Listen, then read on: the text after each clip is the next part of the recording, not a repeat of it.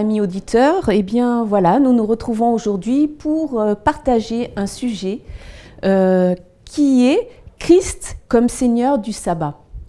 Pour ce faire, nous avons aujourd'hui deux invités. Notre pasteur frère Guy Yollet.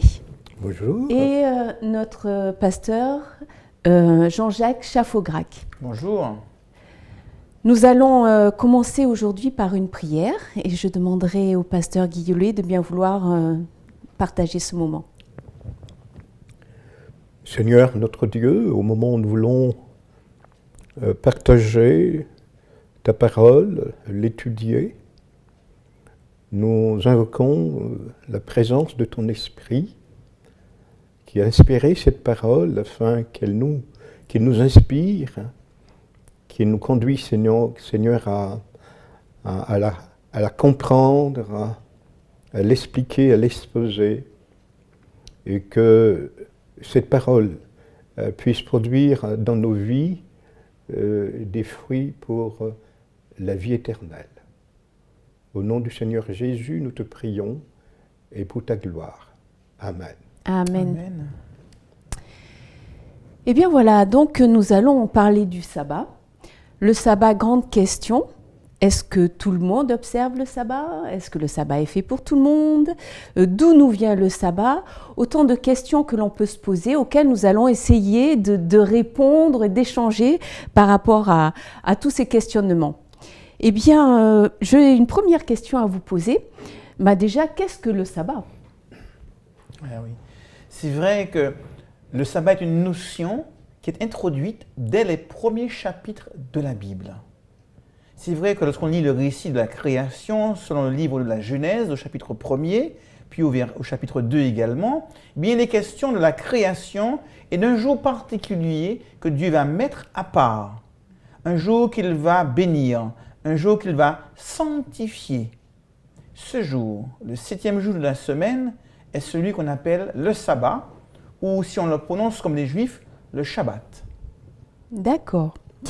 Justement, Jean-Jacques, puisque tu as parlé du Shabbat, comme le prononcent des Juifs, une autre question se pose, à savoir, est-ce que le sabbat ou le Shabbat est pour les Juifs? Et question intéressante parce que souvent, l'une des reproches qu'on fait aux adventistes, observateurs du sabbat dans le monde chrétien, est de dire que le sabbat a été fait pour les juifs et non pour les chrétiens. Or, tu as bien fait de rappeler que l'origine du sabbat remonte à la création et non pas au Sinaï, au moment où justement Dieu a proclamé les 10 commandements, et dont le 4e commandement relatif au sabbat fait partie. Le sabbat donc a été fait pour l'homme. L'homme Adam, et non pas l'homme juif, donc pour l'homme en général, quelle que soit son origine, sa culture, sa civilisation. Et donc l'origine donc, du sabbat est tout à fait antérieure à la proclamation des 10 commandements dans le Sinaï. D'accord. Et justement, donc, puisque tu abordes cette question, dans Acte 15, à partir du verset 19, il est dit « C'est pourquoi je suis d'avis qu'on ne crée pas de difficulté à ceux des païens qui se convertissent à Dieu, mais qu'on leur écrive de s'abstenir des souillures des idoles, de la débauche et des animaux étouffés et du sang. » Alors, il m'est arrivé de discuter avec des personnes qui se servent de ce passage-là pour nous dire que le sabbat n'est pas pour tout le monde, qu'il n'est que pour les juifs. C'est vrai que la question posée dans Actes au chapitre 15 est liée à la circoncision. Et c'est vrai qu'il y avait tout un rituel, un cheminement lorsque une personne voulait adhérer au judaïsme. Il devenait un craignant Dieu, puis de craignant Dieu devenant un prosélyte. Et l'un des rites initiatiques vétérotestamentaires pour signifier son adhésion au judaïsme, c'était la circoncision. Cette circoncision impliquait l'observation totale et entière de l'ensemble des lois juives, y compris les différentes pratiques qui avaient été mises en place dans le cadre du judaïsme. Et là, la question se posait, en devenant chrétien, est-on encore soumis à l'ensemble de ces pratiques? La réponse est donnée. Par rapport à ces pratiques, il faut continuer à s'abstenir des viandes sacrifiées aux idoles, des animaux étouffés, du sang et de l'immoralité sexuelle, qui étaient donc des critères que l'on retrouve déjà dans le Lévitique. Mais il ne s'agit pas de donner une liste exhaustive des pratiques ou des commandements moraux qui guident le chrétien. Autrement, cela voudrait dire que le chrétien peut voler, tuer, mentir, etc. Tout à fait. Donc, il est clair que cette liste donnée ici fait référence à une pratique juive et non pas à l'ensemble de la loi morale, puisque la loi morale, qui se retrouve définie par 10 paroles, les 10 commandements, est au cœur même des épîtres pauliniennes du Nouveau Testament, parce que se comporter en chrétien, c'est aussi vouloir avoir un code éthique, comportemental, en lien et en harmonie avec ces 10 paroles. D'accord, merci. Alors, d'où nous vient finalement le sabbat? Le sabbat, donc Jean-Jacques l'a rappelé tout à l'heure, trouve son origine à la création. Dieu a tout créé en 6 jours. Et Dieu donc va créer un autre jour, un 7e jour. Et ce sera donc un jour consacré au repos. Donc le mot sabbat, au Shabbat, veut dire cessation, chômer, se reposer. Et donc Dieu, nous le croyons, qui ne se fatigue pas, qui ne se lasse pas, a donc mis à part le 7e jour, et qu'il va bénir, qu'il va consacrer pour le repos. Et non pas le repos de Dieu, mais le repos de ses créatures, Adam et Ève, qu'il venait à peine de créer. Et nous constatons que justement, que la première chose qu'Adam et Ève vont faire après avoir été créés, c'est non pas de travailler, mais de se reposer. Et c'est la preuve, comme Jésus le dit lui-même, que le sabbat a été fait pour l'homme et non pas l'homme pour le sabbat. D'accord. Il y a un élément qui me paraît important aussi lorsqu'on parle du sabbat et de la création. On va voir que Dieu va dire qu'il va créer les astres, les luminaires pour pouvoir marquer les mois, les années, les époques. Et c'est vrai que la durée du temps, l'homme vit dans le temps, et ce temps, il est séquencé. Ce temps sert de référence. On a parlé de la journée, du mois, de l'année. Et c'est vrai qu'on n'a pas choisi la période de temps qu'on appelle le jour. Lorsque la Terre fait un tour sur elle-même, ça fait une partie de jour, une partie de nuit, qui dure 24 heures, c'est la journée. On va voir que l'homme n'a pas choisi non plus la notion de mois, parce que c'est le temps que prend la Lune pour faire le tour de la Terre. L'année, c'est le temps que prend la Terre pour faire le tour du Soleil. C'est vrai que les différents calendriers essayent de se synchroniser soit sur le Soleil, soit sur la Lune, et que les calendriers ont changé dans le temps. La semaine, elle, n'est pas liée au cycle de la Lune, elle n'est pas liée au cycle du Soleil, ni à la rotation de la Terre simplement. La semaine est un rythme qui est donné à l'homme et qui, ne dépendant pas des astres, montre par là que Dieu n'a pas voulu imposer le sabbat à l'homme. Le sabbat, c'est l'acte délibéré de l'homme qui veut aller à la rencontre de Dieu, le signe de son désir d'appartenance à ce Dieu, comme un fiancé qui va honorer son rendez-vous avec celle qu'il aime. Ainsi, le sabbat est un acte volontaire, libre, gratuit, de reconnaissance de Dieu, comme le dit la Bible, comme étant le Créateur. Il ne s'impose pas à l'homme, mais l'homme répond à une invitation qui lui est faite par Dieu. Ainsi, même si les calendriers ont changé à travers l'histoire, le calendrier julien, le calendrier grégorien, le calendrier romain, ces calendriers qui se basaient sur la lune, le soleil, etc., n'ont pas eu d'incidence sur le rythme de la semaine, justement parce que cette semaine, eh bien, se déroule indépendamment du rythme des astres, que ce soit la lune, que ce soit le soleil, que ce soit les étoiles. Je peux peut-être dire, dans le même esprit que Jean-Jacques, que le sabbat est un signe de Dieu dans le temps et dans l'espace.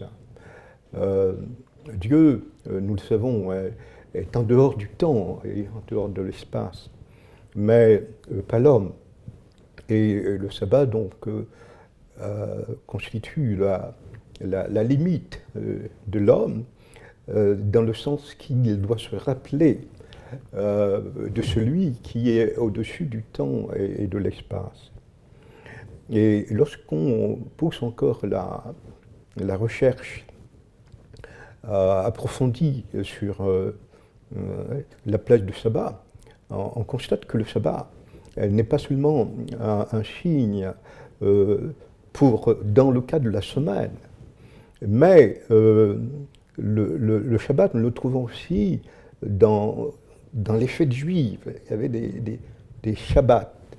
Et donc, dans les fêtes, dans les mois, on trouve aussi la question du sabbat dans les années sabbatiques. La 7e année était une année sabbatique. Et aussi à l'occasion de la fête du jubilé, qui tombait la 50e année.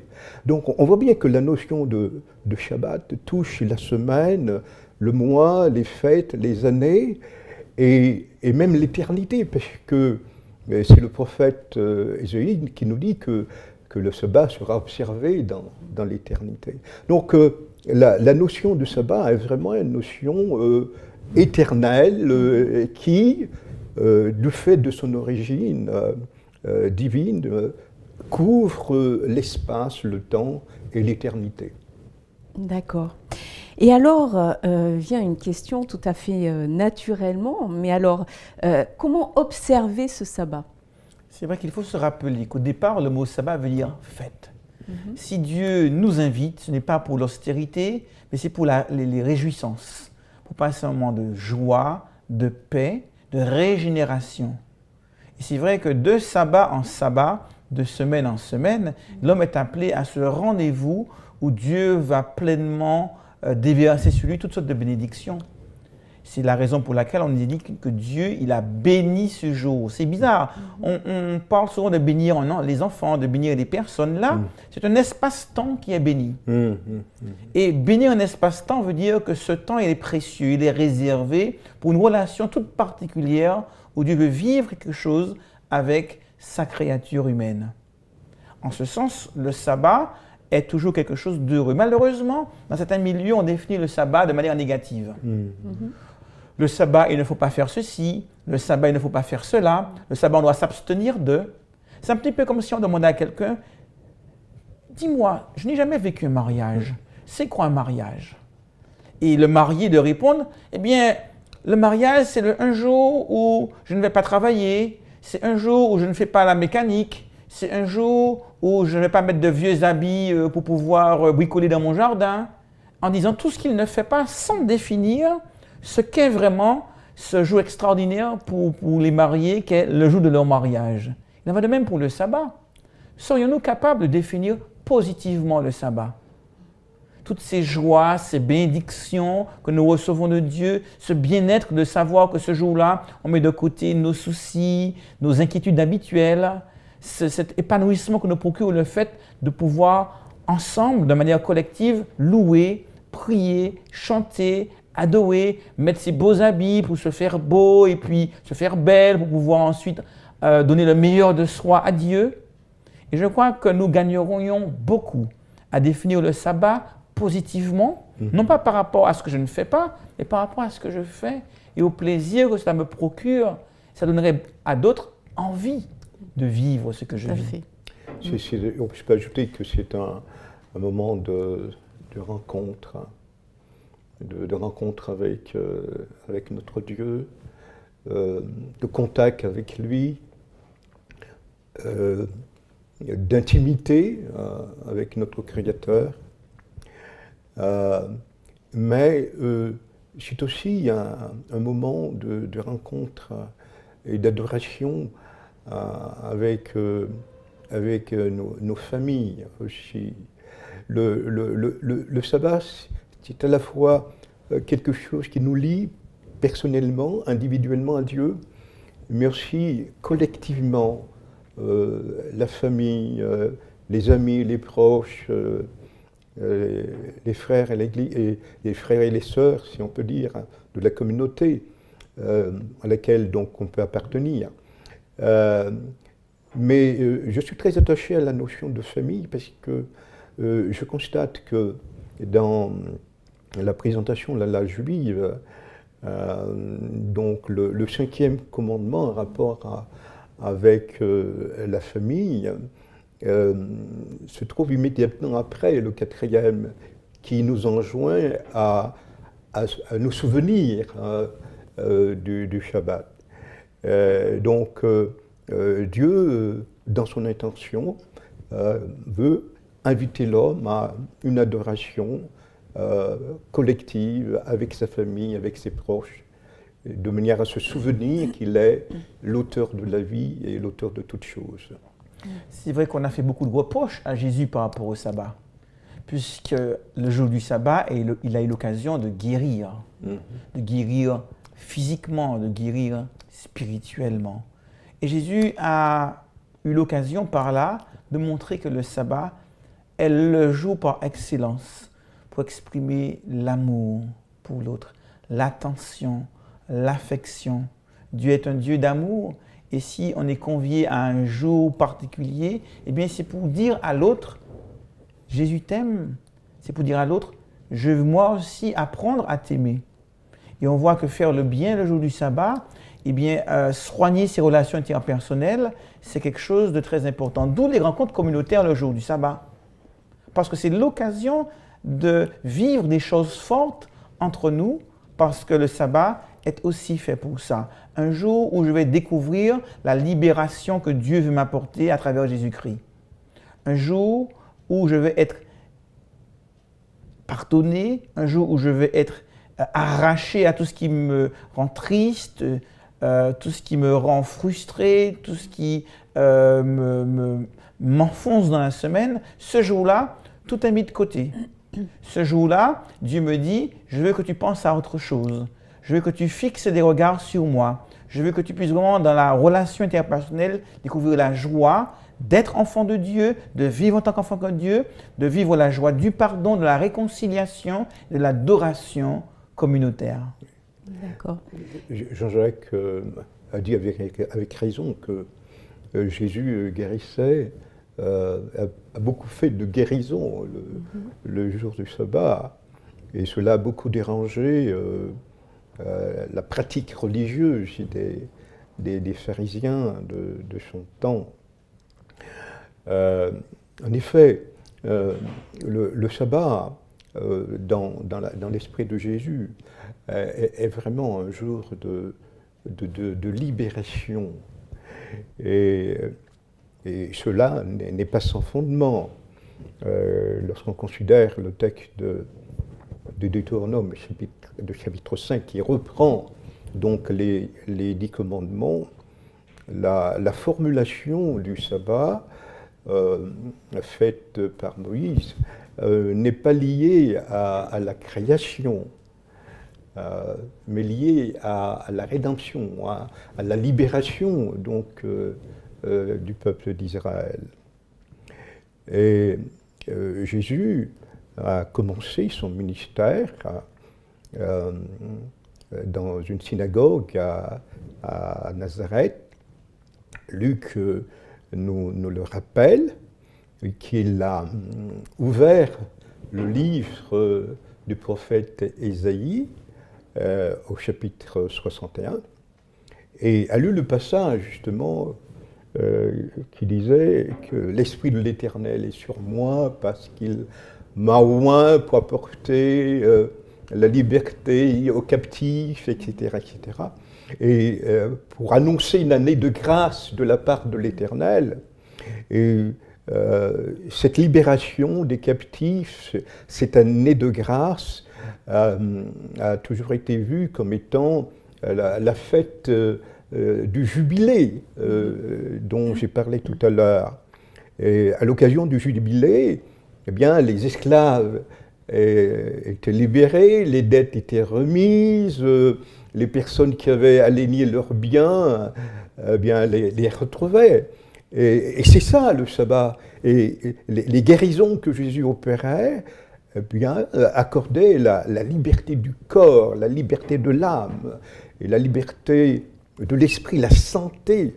Et c'est ça l'esprit du sabbat, non pas une obéissance légaliste attachée à cette notion donc pharisaienne du sabbat. D'accord. Et alors, justement, par rapport à ce que tu disais, Jean-Jacques, tout à l'heure, un jour de partage aussi, eh bien, dans Ésaïe 58, il nous est dit, à partir du verset 13, donc, il parle du sabbat, cette phrase « Si tu fais du sabbat tes délices pour sanctifier l'Éternel en le glorifiant ». Et je me suis souvent posé la question de ce que signifiait ce mot « sanctifier l'Éternel », rendre saint l'Éternel. Et dans Nombre 20, verset 12, où Moïse tape sur le rocher, et on voit qu'à ce moment-là, il n'a pas fait ce que Dieu lui avait demandé. Et du coup, Dieu le reprend en lui disant « Parce que tu n'as pas sanctifié mon nom aux yeux du peuple », je suppose que le sabbat, dans ce cadre d'Ésaïe 58, verset 13, est important de façon à ce qu'on montre aux gens qui ne glorifient pas ce jour que Dieu est saint, que Dieu existe, que Dieu est bon. C'est un jour où nous devrions montrer encore plus la gloire de Dieu dans nos relations entre frères et sœurs, dans nos chants, dans nos louanges, pour sanctifier le nom de l'Éternel, puisque c'est son jour aux yeux du monde entier. D'ailleurs, c'est vrai que le sabbat est désigné ailleurs comme étant le flambeau, le drapeau, le symbole, le signe d'appartenance à Dieu. En cette époque où beaucoup de gens ne croient plus en Dieu, ou le rejettent comme étant créateur des cieux et de la terre, eh bien, l'observation du sabbat, c'est une manière de dire « Je reconnais en Dieu le Dieu créateur, mon créateur. Non seulement mon créateur, mais plus encore mon rédempteur. » Et à partir de là, je prends conscience que tout me vient de Dieu et que Dieu m'a tout donné. Après m'avoir créé, après m'avoir racheté, il me propose une relation d'amour, ce qui éveille en moi la reconnaissance, la joie, le bonheur de savoir que j'appartiens à ce Dieu, qui me reconnaît comme son enfant, et que je le reconnais comme mon Père. Tout à fait. Et donc on voit que la relation verticale avec Dieu, eh bien, c'est le pendant de la relation horizontale avec les autres, parce que je découvre à travers cette création et cette recréation, ou si on préfère, cette rédemption, l'amour de Dieu et l'amour pour le prochain. Merci en tous les cas pour ce moment de partage que nous avons eu. J'espère bien que cela vous servira chez vous à approfondir donc ce sujet très important du sabbat. Je te remercie, pasteur Guillolet, et je te remercie, pasteur Chaffaugrac, pour votre présence et ce moment de partage. Je vous souhaite bonne continuation dans votre apprentissage, dans votre lecture de la parole, et je vous dis à bientôt. Au revoir.